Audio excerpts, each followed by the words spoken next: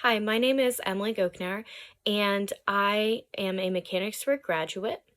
I have a full-time job as an ABSS at a school for kids with autism, and my full-time passion is Central PA Operation Warm Hearts, which is the organization that I'm here to talk to you guys about today.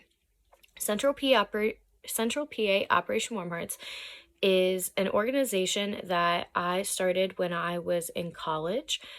We had to do a macro project, so research in your local community to see what kind of needs they had and what kind of projects we could come up with to help fulfill those needs.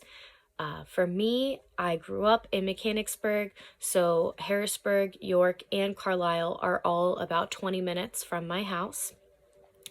And so this location was extremely important to me to figure out what kind of services we needed and what kind of gaps were kind of in our services.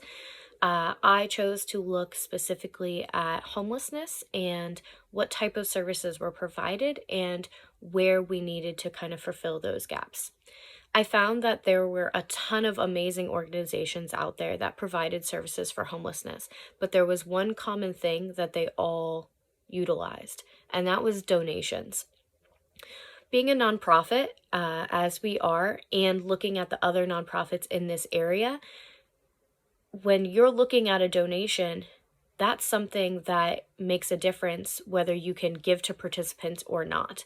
And as Central PA Operation Warm Hearts, our goal is to lessen that from the nonprofits and the agencies that we donate to by collecting those items and then giving them to them on a distribution schedule in bulk. So every January, they know they're getting hats. Every February, they know they're getting blankets, and so on and so forth throughout the year.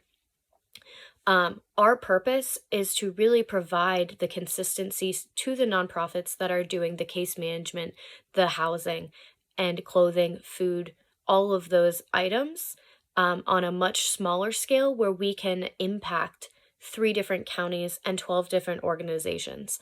So we might not be able to give to every single participant they have coming through their doors, but we're able to give them between 50 to 100 items per month. Let's see here. Some ways that we help those in need is by providing that consistency. The nonprofits are able to focus on their main missions, where their donations coming in are kind of their supplemental needs that they're able to fulfill through their organization.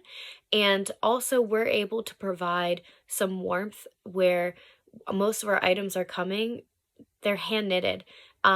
And anything that is handmade typically gives people a little bit bigger of a smile than something that might have been gifted to them if they have nothing else. Our tagline is spread the warmth, and we're trying to do that not just through our knitted items, but through the passing of the items and the community that we're able to create through the knitting of the items and to the organizations that we donate ourselves. For me personally, I've seen our organization impact others by being able to go to the distributions that the agencies have. Also, I've just been walking down the street and I've been able to see a hat that I know I have made, because each knitter kind of has their own style and pattern, and knowing that you are seeing the items specifically being used has been a huge, huge impact on me, and I know others in our organization that has had the same thing happen to them. Another part of our organization is that we want anybody that wants to help can be able to help, whether it be age, disability, or even just comfort level. When it comes to volunteering, some people are a little uncomfortable going to new locations, and that's totally okay. So we provide a volunteer experience where you can either come and join us in person, or you can do a lot of your projects at home and turn them into us. We've gone to Girl Scout troops, Boy Scout troops, and church groups all alike, where we've had volunteers as young as age 5 and as old as age 99. So our volunteer projects span a wide age range. And also, we really are able to provide an experience that's unique to everybody.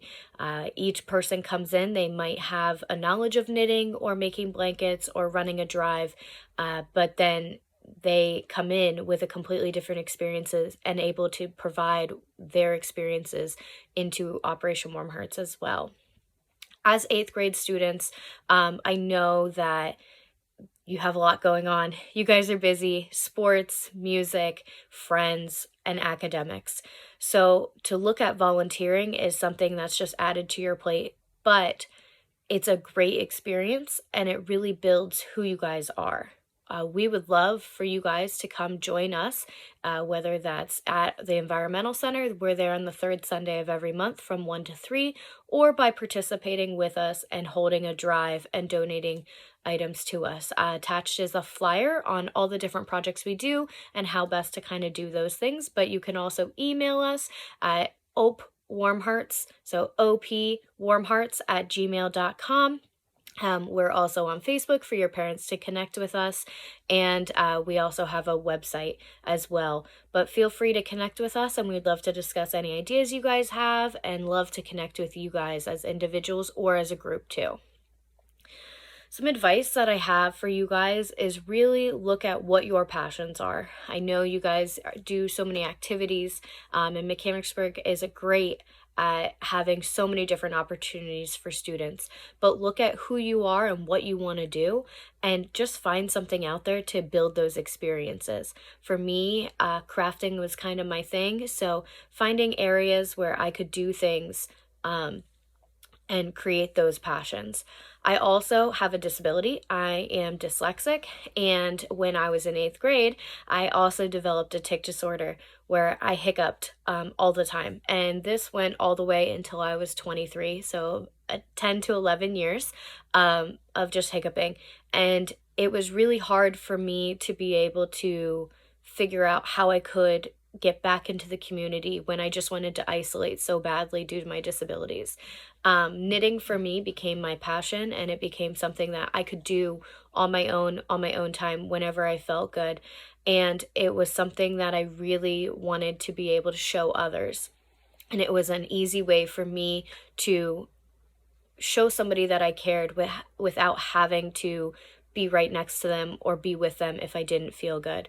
And that's kind of how Operation Warm Heart started, is being able to give somebody an item that you worked hard to create and see the smile on their face when you're able to give it to them is something that we really wanted to instill into with homeless populations where they might not have much to smile about. Everybody knows somebody that has been impacted by some sort of hardship. And the reminder from Operation Warm Hearts is, again, to spread the warmth, not just with the homeless population, but any population that you care about. Just send someone a smile, hold the door for them, and give them a little bit of extra kindness.